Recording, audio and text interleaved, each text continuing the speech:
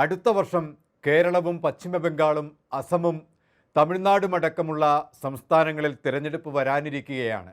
രാഷ്ട്രീയ പാർട്ടികളെല്ലാം തന്നെ അതിൻ്റെ ഒരു മുന്നൊരുക്കങ്ങൾ ഇപ്പോൾ തന്നെ തുടങ്ങിയും കഴിഞ്ഞു. ഇപ്പോൾ ഒരാഴ്ചത്തേക്ക് ദക്ഷിണാമേരിക്കൻ വിദേശയാത്രയിലുള്ള രാഹുൽ ഗാന്ധി തിരിച്ചു വരുന്നതോടെ അടുത്ത സ്ഫോടനം നടത്തുമെന്നാണ് അറിയപ്പെടുന്നത്. ഈ മാസം 10-ാം തീയതിയോടെ ബീഹാർ തിരഞ്ഞെടുപ്പ് ഡിക്ലെയർ ചെയ്യുമെന്നിരിക്കെ ഡേറ്റ് പ്രഖ്യാപനത്തിന് ശേഷമാകും രാഹുൽ ഗാന്ധി ഹൈഡ്രജൻ ബോംബുമായി വരിക. ബീഹാറിലടക്കം നിലനിൽക്കുന്ന ക്രമക്കേടുകളും അതിൻ്റെ പിന്നാലെ ഉയർന്നു വന്ന ചർച്ചകളും ചൂടുപിടിക്കുന്ന നിലവിലെ സാഹചര്യത്തിലാണ് മുഖ്യ തെരഞ്ഞെടുപ്പ് കമ്മീഷൻ ഗ്യാനേഷ് കുമാർ ഇന്ന് ബീഹാർ സന്ദർശനം നടത്തുന്നത്. 2 ദിവസം മുഖ്യ തെരഞ്ഞെടുപ്പ് കമ്മീഷൻ ബീഹാറിൽ ഉണ്ടാകും. ഈ പശ്ചാത്തലത്തിൽ രാഷ്ട്രീയ പാർട്ടികളുടെ തിരഞ്ഞെടുപ്പ് അവലോകന യോഗവും അവിടെ ചേരും. ഈ സന്ദർശനത്തിന് പിന്നാലെയായിരിക്കും തിരഞ്ഞെടുപ്പ് തീയതി പ്രഖ്യാപിക്കുക. ബീഹാറിൽ 243 സീറ്റുകളിലേക്ക് 2 ഘട്ടങ്ങളായിട്ടായിരിക്കും തിരഞ്ഞെടുപ്പ് നടക്കുക. മുൻപ് 2 തവണ രാഹുൽ ഗാന്ധി ഉയർത്തിക്കൊണ്ടുവന്ന വോട്ട് ചോരി വിവാദങ്ങളിൽ രാജ്യം സ്തബ്ധമായി ഇരിക്കുന്ന പശ്ചാത്തലത്തിൽ ഉടൻ തിരഞ്ഞെടുപ്പ് നടക്കുന്ന ബീഹാറും അടുത്ത വർഷത്തെ 4 സംസ്ഥാനങ്ങളിലെ തിരഞ്ഞെടുപ്പും ഏറെ നിർണായകമാണ് രാജ്യത്ത്. രാഹുൽ ഗാന്ധി ഇക്കാലയളവിൽ നടത്തിയ 2 വാർത്താ സമ്മേളനങ്ങളും രാജ്യത്തിൻ്റെ സുപ്രധാന ആഭ്യന്തര വിഷയങ്ങളുമായി ബന്ധപ്പെട്ടായിരുന്നു. ജനാധിപത്യമെന്ന അടിത്തറയിൽ ഉറപ്പിച്ച ഇന്ത്യ രാജ്യത്തെ തകർക്കുന്ന തെളിവുകൾ രാഹുൽ ഗാന്ധി വെളിയിൽ വിട്ടപ്പോൾ അത് വലിയ ഞെട്ടലോടെയാണ് രാജ്യം കേട്ടുനിന്നത്. ജനാധിപത്യത്തിൻ്റെ നടത്തിപ്പിന് സുതാര്യമായ വഴികൾ ഒരുക്കേണ്ട തെരഞ്ഞെടുപ്പ് കമ്മീഷനിൽ വിശ്വാസം നഷ്ടപ്പെട്ട ഇന്ത്യൻ ജനത രാഹുൽ ഗാന്ധി അടുത്തതായി കൊണ്ടുവരുന്ന വെളിപ്പെടുത്തലിനായി ഇപ്പോൾ കാത്തിരിക്കുകയാണ്. എന്തൊരു ശോചനീയമായ അവസ്ഥയാണിത്. ഒരു രാജ്യത്തിൻ്റെ പരമപ്രധാനമായ ഒരു സിസ്റ്റത്തെ തകർക്കാൻ ആ രാജ്യം ഭരിക്കുന്ന പ്രധാനമന്ത്രിയും മുഖ്യ തെരഞ്ഞെടുപ്പ് കമ്മീഷനും കൂട്ടുചേർന്ന് നടത്തിയ ക്രമക്കേടുകൾ എന്ന് പറയുമ്പോൾ ഇനി രാജ്യത്ത് ജനം ആരെ ആശ്രയിക്കുമെന്നതാണ് ചോദ്യമുയരുന്നത്. കേവലം ആരോപണങ്ങൾ മാത്രമല്ല രാഹുൽ ഗാന്ധി കൊണ്ടുവന്നത്.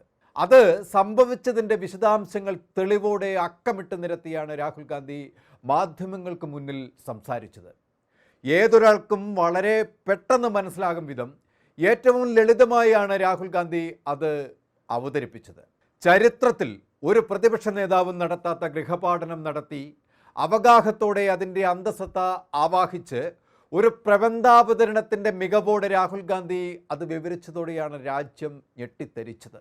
ഇന്ത്യയെ കാർന്നു തിന്നുന്ന ഒരു പെരുച്ചാഴിയുടെ പിടിയിലാണ് നമ്മളെന്നും രാജ്യത്തെ തിരഞ്ഞെടുപ്പുകളിൽ BJP വിരുദ്ധ പാർട്ടികൾക്കെതിരെ നിഗൂഢമായ ഒരു സംവിധാനം പ്രവർത്തിക്കുന്നു എന്നുമാണ് പ്രതിപക്ഷ നേതാവ് കണ്ടെത്തിയിരിക്കുന്നത്.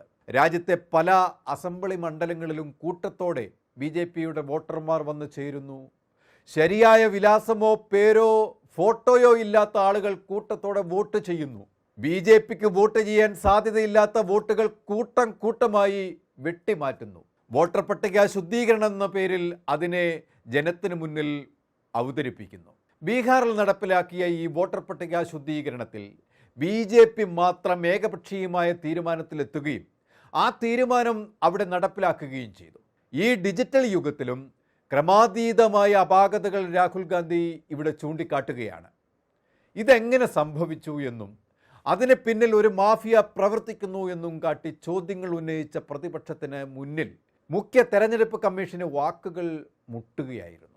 പ്രതിപക്ഷം ആവശ്യപ്പെടുന്ന വിവരങ്ങളോ രേഖകളോ കൈമാറാൻ കമ്മീഷൻ തയ്യാറാകുന്നുമില്ല. കേരളത്തിലടക്കം ഇപ്പോൾ ഏറ്റവും ഒടുവിൽ ഒരു വോട്ടർ ID നമ്പർ കൊണ്ടുവന്നതിലും വ്യാപക ക്രമക്കേട് ആരോപണം ഉയർന്നു വന്നു കഴിഞ്ഞു. അതിനും ഉത്തരമില്ലാതെ കമ്മീഷൻ ഉരുണ്ടു കളിക്കുകയാണ്. കഴിഞ്ഞ ദിവസം പുറത്തിറക്കിയ അന്തിമ വോട്ടർ പട്ടികയിൽ നിന്നും 47 ലക്ഷം പേരെയാണ് തെരഞ്ഞെടുപ്പ് കമ്മീഷൻ വെട്ടിമാറ്റിയത്. ഇതൊക്കെ നിലനിൽക്കുമ്പോഴും രാഹുൽ ഗാന്ധി യുദ്ധസന്നാഹത്തിലാണ്. മൂന്നാമതായി പൊട്ടിക്കാനായി സ്വരുക്കൂട്ടുന്ന ഹൈഡ്രജൻ ബോംബിന്റെ ഒരുക്കത്തിലാണ്. പൊട്ടിയ 2 ബോംബിന്റെ പ്രഹരത്തിൽ തകർന്നുപോയ മോദി ഇനിയൊരു സ്ഫോടനമേൽക്കാൻ ശേഷിയില്ലാതെ പകപ്പോടെ ഇരിക്കുകയാണ്. രാഹുൽ ഗാന്ധി ഓരോ പത്രസമ്മേളനത്തിനും മുൻപ് പറഞ്ഞു വെച്ചത് ആവർത്തിക്കുകയല്ല, പകരം പുതിയ തെളിവുകൾ നിരത്തുകയാണ്. ഇന്ത്യയിൽ ഇന്ന് BJP നേതൃത്വത്തിൽ അരങ്ങേറുന്ന അതിഭയാനകമായ തട്ടിപ്പുകളുടെ ജീവിക്കുന്ന തെളിവുകളാണ് രാഹുൽ ഗാന്ധി പുറത്തുവിട്ടത്. ഇനി പുറത്തു വരാനുള്ളതും അതിഭീകരമായിരിക്കും എന്നതും രാഹുൽ ഗാന്ധി പറഞ്ഞു വെച്ചിരുന്നു. ഒരുപക്ഷേ അധികാര കസേരയിൽ നിന്നും കുനിഞ്ഞ ശിരസുമായി നാണം കെട്ട മോദി ഇറങ്ങിപ്പോകുമ്പോൾ അത് രാജ്യം കണ്ട ഏറ്റവും വലിയ നിഷ്കാസനമാവും. രാജ്യത്തെ ഒരു പ്രധാനമന്ത്രിയും ചെയ്യാത്ത ചതിയുടെ പുതിയ ചരിത്രം ഇവിടെ കുറിക്കപ്പെടും. കൂടുതൽ വാർത്തകൾക്കും വിശേഷങ്ങൾക്കും ഞങ്ങളുടെ channel like, share and subscribe ചെയ്യുക. കൂടാതെ സബ്സ്ക്രൈബ് ബട്ടണിലെ ബെല്ലൈക്കൻ എനേബിൾ ചെയ്യാനും മറക്കരുത്.